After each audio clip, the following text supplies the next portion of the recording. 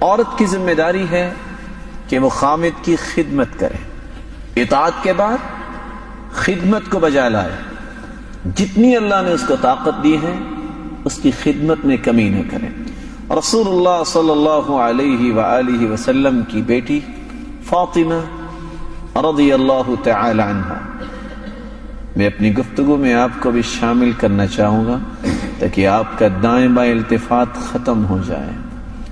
بتائیے کائنات میں فاطمہ جیسی بیٹی پیدا ہوئی؟ بولیے کون ہے فاطمہ رضی اللہ تعالی عنہ؟ جنت کی شہزادی ہے۔ اور علی رضی اللہ تعالی عنہ فرماتے ہیں الا احدثك عنی وعن فاطمہ بنت رسول اللہ صلی اللہ علیہ وسلم، آؤ میں تمہیں علی رضی اللہ تعالی عنہ خود فرماتے اپنے متعلق اور فاطمہ کے متعلق کچھ بات بتاؤں۔ وكانت عندي وكانت احب اہلہ الی، اللہ کے رسول صلی اللہ علیہ وسلم کو ان سے بڑا پیار تھا۔ جب وہ تشریف لاتی تو آپ استقبال کرنے کے لیے کھڑے ہو جاتے اور اپنی چادر بچھایا کرتے۔ جب شادی ہوئی تو حالت کیا ہے تربیت کی؟ واستقت بالقربہ، پانی مشکیزے میں لانے کے لیے چشمے سے پانی اٹھاتی اور مشکیزہ اپنے کندھے پہ اٹھا کے گھر پانی لے کے آتی۔ کون؟ فاطمہ الزہراء رضی اللہ تعالی عنہا، حتی اثرت بنحرها، گردن پہ نشان پڑ گئے۔ یہ کون ہے فاطمہ؟ جس جیسی بیٹی دنیا میں ہے ہی کوئی نہیں۔ آج گھر کیوں اجڑتے ہیں؟ میں ایڈمن کی بیٹی ہوں، میں مینیجر کی بیٹی ہوں، میرا باپ تو بڑے عہدے پہ ہے، میں کیسے کام کروں؟ اور حالت یہ ہے کہ جس کمرے میں بھی جائے دو سسٹم ہے، ہاٹ اینڈ کولڈ، وہاں مشکیزہ اٹھا کے لانا پڑ رہا ہے۔ فجرت بالرحا، اور آٹا بنانے کے لیے چکی چلاتی ہے۔ حتی اثرت بیدہا، ہاتھوں پہ نشان پڑ گئے۔ آج زبان سے چند کلمات بولتی ہے اللہ کی بندی کہ آٹا نہیں ہے، 10 بوریاں گھر میں آ جاتی ہیں، پھر بھی اللہ کا شکر ادا نہیں کرتی۔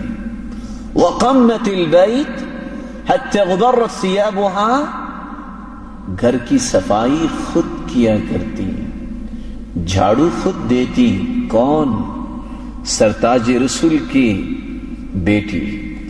ایسے لگتا ہے حتی غبرت ثیابها، سارے کپڑے گرد آلود ہو جاتے ہیں۔ وأوقدت القدر حتى دكنت ثيابها، ہنڈیا بھی خود پکاتی، ایسے لگتا ہے جیسے تنور سے نکل کے آئی۔ فأصابها من ذلك ضر، تکلیف پہنچی۔ زوجین مشورہ کرتے ہیں کہ سرتاج رسول کے پاس چلتے ہیں، گزارش کرتے ہیں کہ کوئی غلام دے دیں، باہر کے کام وہ کر دیا کرے، اور کوئی لونڈی دے دیں، چلو گھریلو کام کاج وہ کر دیا کرے۔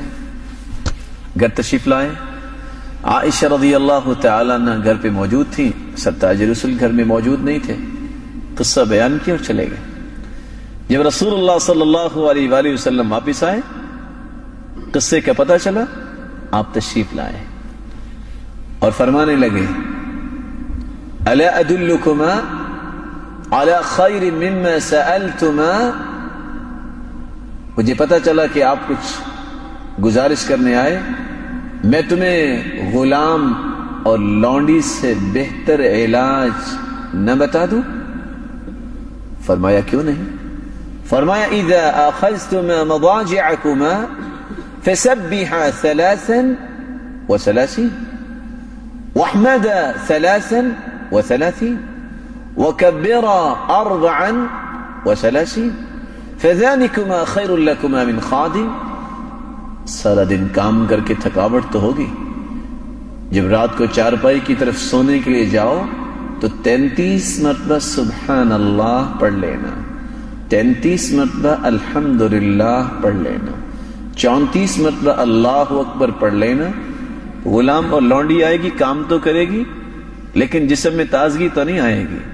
اس کے کرنے سے تھکاوٹ بھی جاتی رہے گی اور اللہ رب العزت جسم میں تر و تازگی بھی پیدا فرما دے۔